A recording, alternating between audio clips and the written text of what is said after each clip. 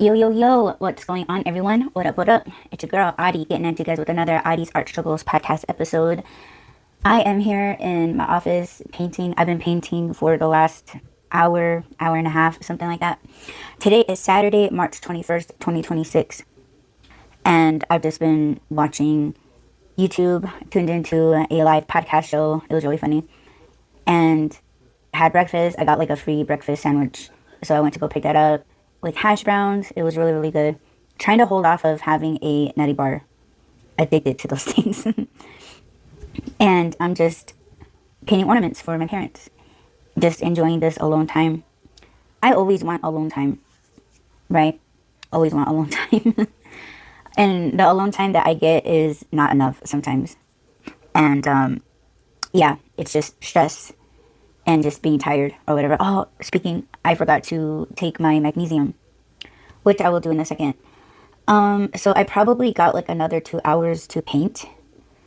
I messed up quite a bit. I need to go back and do some touch-ups. So that's going to be fun. Not really, I'm just saying.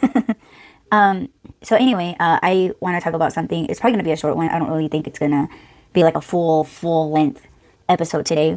But like I said, I've been watching YouTube. I always watch or listen to YouTube when I'm painting and when I'm crocheting and things like that.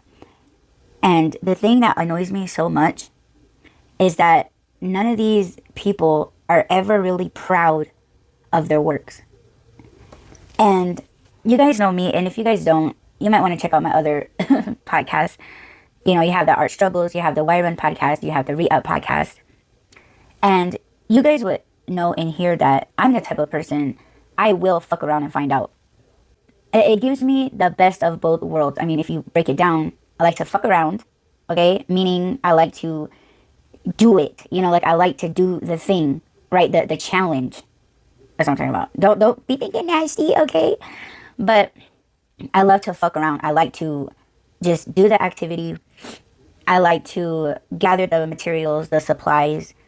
I like working up the project. I like to design the project. I like to go through all the struggles, right? And finding out is like a surprise to me. You know, I would buy a multicolored yarn. And I think I know I talked about it. It was, oh my God, it worked up so ugly. I could not get over it. But it was a multicolored yarn and it had like kind of like a pinkish peach color with vanilla and like a sage green. It looks attractive balled up in a skein, right?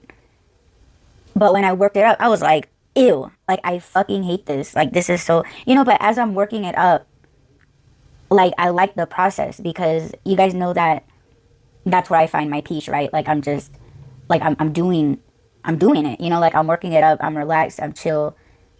But like the end product, I was like, oh my gosh, this is so hideous. To me, that's fucking around and finding out.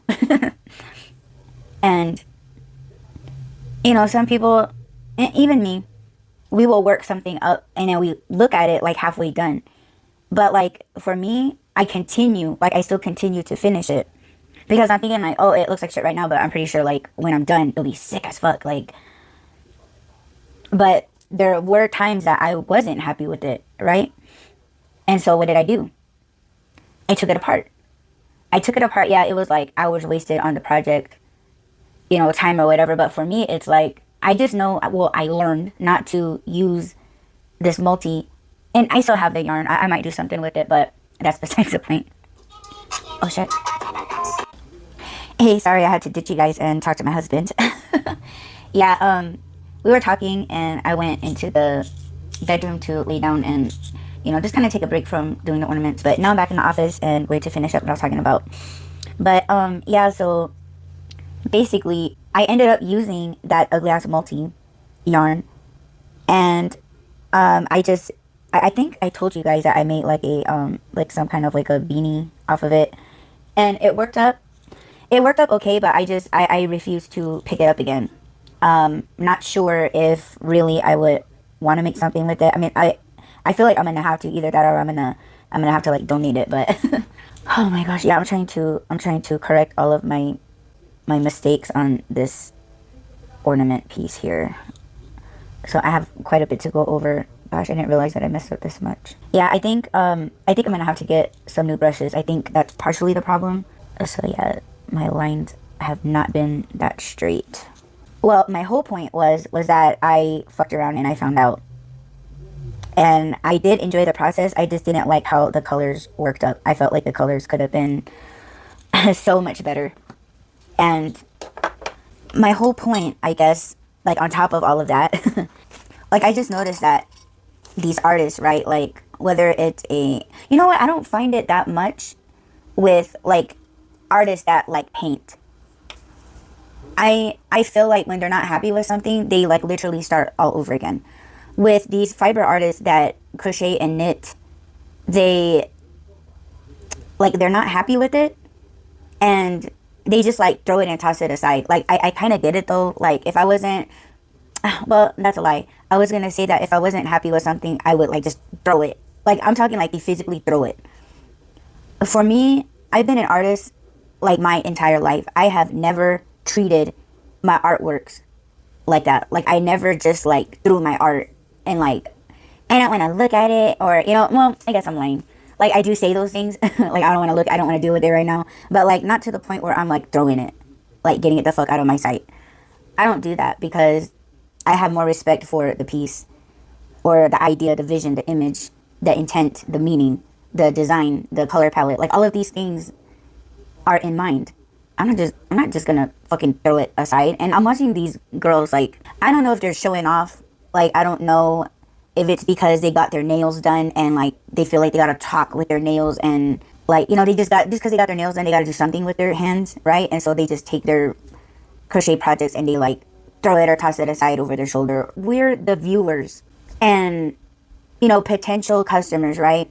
And we're seeing them neglect and abuse and dispose of their works, and we like it. Like there's this one chick, she made a bag and it was like purple and like an ice blue color, like but more blue than, you know, pale.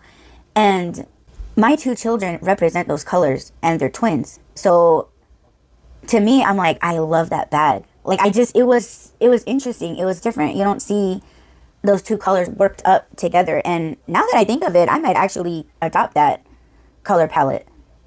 But it was just like, I want that bag. And I went to her shop on Etsy and I was just going to buy it, and it's not even up there. So I don't even know if somebody bought it. But, you know, I can easily make myself one, you know, but it was just like when I see artists again, like toss around their artwork like that, like they're so fed up with it. Like that's what it is. Like it's the attitude of them acting like that. And it's like, you shouldn't be treating your artworks like that. If you're gonna, in the future, you're gonna want to sell it. Like you're gonna sell it, it's gonna sell. And here it's like you're tossing somebody's property around like that. You know what I'm saying? Like if I were to buy that bag, I wouldn't like how she just tossed it over her shoulder in the video, and it's like, that's what I want. You know what I'm saying? She could have just folded it neatly, and then she could have just carefully set it aside, if in the same breath saying, I'm gonna sell it. Not, whoever wants to buy it, like, you know, like it's on them, but like in the same breath, throw it. Like, I don't know. I don't understand that behavior. And I mean, for me, I am a perfectionist. I do not put out things that I myself am not proud of. I just don't. That's not the type of artist I am. My dad is an artist. My granddad was an artist.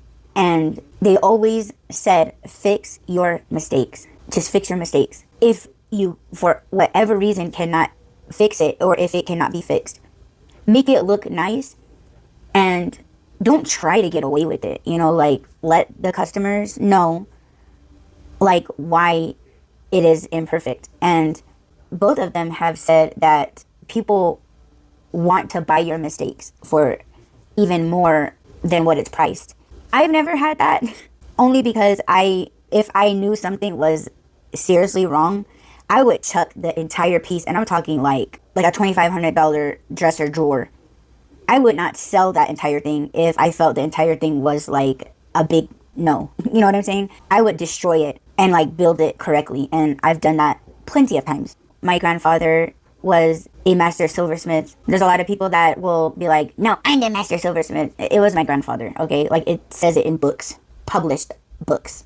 Okay, like, come on, like, you gotta have, or you should have respect for your things that you create, because you're the only one that's giving it life. You're creating it. You've created it, and you're giving it life. You're giving it air. You're giving it a place. You're giving it a purpose, a meaning, an identity, even. So it's like, why are you just, and it's not this particular fiber artist. It's all of these girls that I watch, and men. I haven't seen men do it. I've seen men crochet and they're just like, oh yeah, well, it's here if anybody's interested. But it's so girls are just like, I can't be bothered, like, I can't even look at it. Like, and they're just like, well, whoever wants it. It's like, well, we're not going to want it if you treat it like that. If you're just throwing it across the room, and you're looking to sell it for $100. Like, we are literally watching you throw $100 item like it's worthless, like it's worth nothing to you. You know what I'm saying? But yet you want $100 for it. So disrespectful. But I don't know, like, I just wanted to talk about it because it does annoy me. It is bothersome because, again, I've been an artist my entire life, and when I see artists treat their works in the ways that they treat it, I'm just like, well, if you're not happy with it, just take it apart and use the yarn for a different project that would make sense to you. Because another thing that I hear artists say is, oh, I don't think it's really like my style, it's not my thing. Well, are you making it for yourself, or are you making it for somebody, right?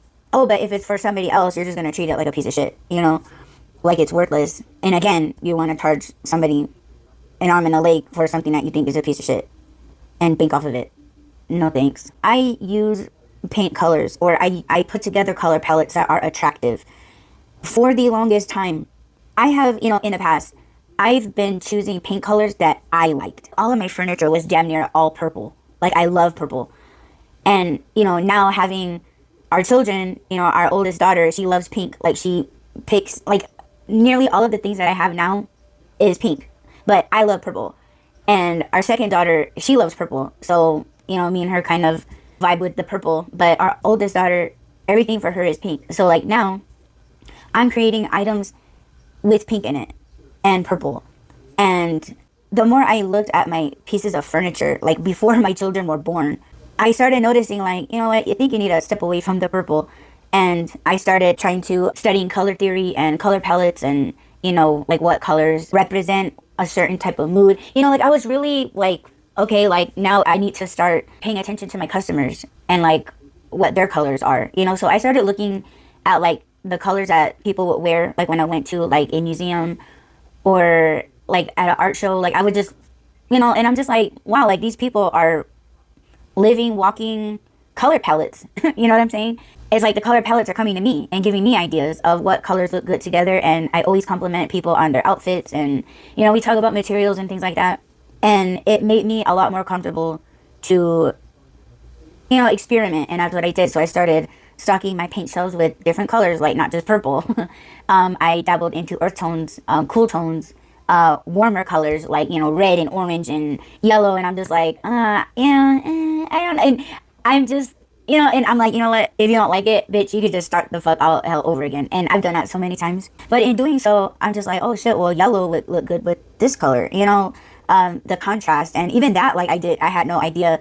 And when I started taking a break from furniture and moved over to large scale canvases, I was like getting a lot of compliments on the contrast, because I heard people say that, and I'm just like, oh, well, thank you, and not really know what the fuck you were talking about.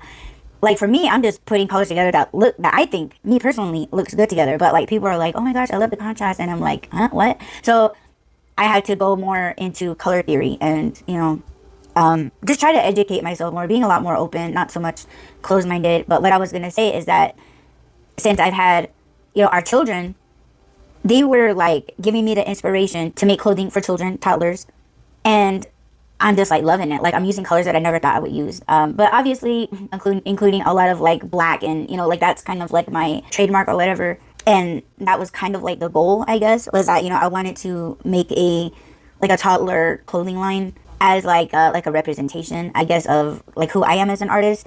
So it's a lot of testing, and sticking to something that you like. And that forever was that was always the hardest thing for me, is to, I guess, create things just for the people, like, I struggled with that. Like, I only made pieces that I liked, that it was very enjoyable.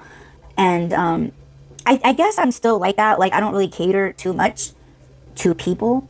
It is more of what I like and what my children like and what we represent as spiritual beings, right? Because everything that I do, for me, it is a spiritual thing. And you know, colors, they are important. I do believe that colors make up a person, and the kind of work that you do, it has, well, I try to make things or create things that bring purpose, that bring happiness, and that is a good representation of not just myself, but the person. So depending on the design that I choose to paint on a piece of furniture, like, I tell myself all the time, and what my grandfather and what my father has taught me is that you're making that for somebody.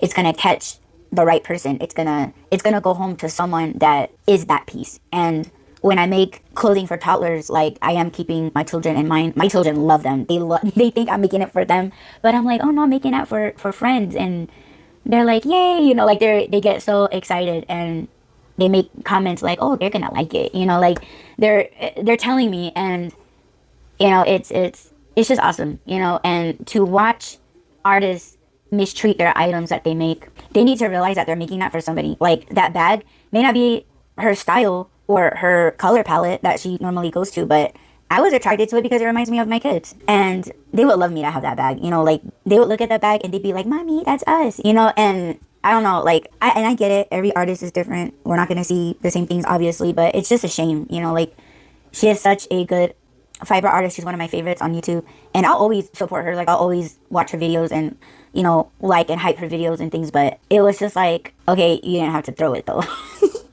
That's my problem. I just don't treat my works like that. But yeah, if you're an artist, don't treat your works like that, because you may not like it, we like it, and we'd be glad to purchase it off of you if you promise not to throw it. You know what I'm saying? So that's all I have for you guys in this episode. Thank you all so much for listening, and don't forget to add, rate, comment, subscribe, follow, and share, and I will check you guys in the next Audie's Art Struggles podcast episode. Peace.